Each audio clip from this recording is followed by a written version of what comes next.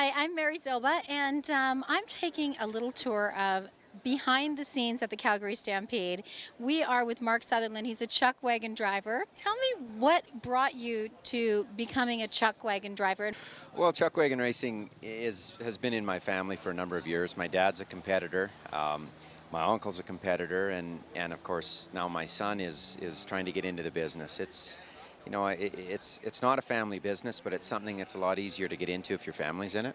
Where did it originate from? Chuckwagon racing has been around for at least, they say, 90 years here at the Calgary Stampede. It all started, so legend goes, that the old ranchers were racing the chuckwagon, which was the food wagon, from stop to stop. And the fastest wagon and the first one to set up camp would be the winner, and the other crew would have to buy beer.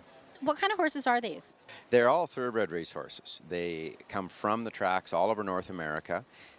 We are the ones we're the scouts, so we go out and find them as drivers typically. So they're fairly pricey. A lot of them have had successful careers on the racetrack. Some of them have had less illustrious careers, and we found them here, and they didn't find their mark in life until they became chuckwagon horses. So it's like any sports team. Sometimes you have to hire that free agent or that big signing superstar, and if that's the one that pushes you over top, then you get to become a champion. Okay, so let's get down to the nitty-gritty. So you're going to race tonight.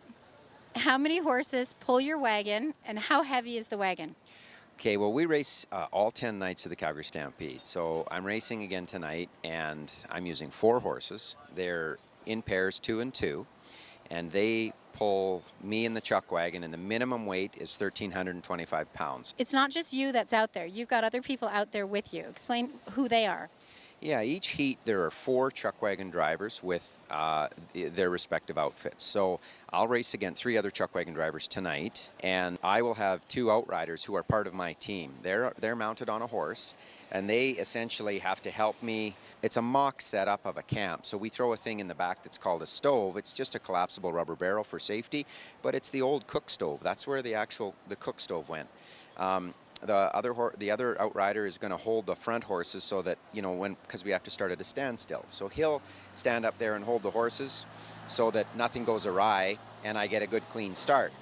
And then once the horn goes, as they say, all hell breaks loose, and those guys have to follow the figure 8, which is the legal path. I have to follow the figure 8, so do they. We go around our respective barrel pattern, and they can't interfere with anybody. They have to finish really close to me, and we have to be as fast as we can if we want to win. Do you think the horses know that they've won? Oh yeah, the horses are very competitive animals, and they know. Sometimes if they don't get, if they are in a tough race and they just get nipped at the wire or something and they can see that other outfit, they know they lost, and some of them get mad. They instinctually have that feeling of just winning. They understand what happens at the end. They know, right? They just know. Well, I just want to add one more thing. If you look behind us, there is a very clean barn.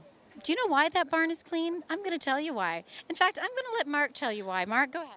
I had some very high-priced barn help yesterday, and she did an amazing job washing the wagon, cleaning the barn, and walking the horses. It has been so much fun, and thank you so much for talking with us, and it has just been a blast.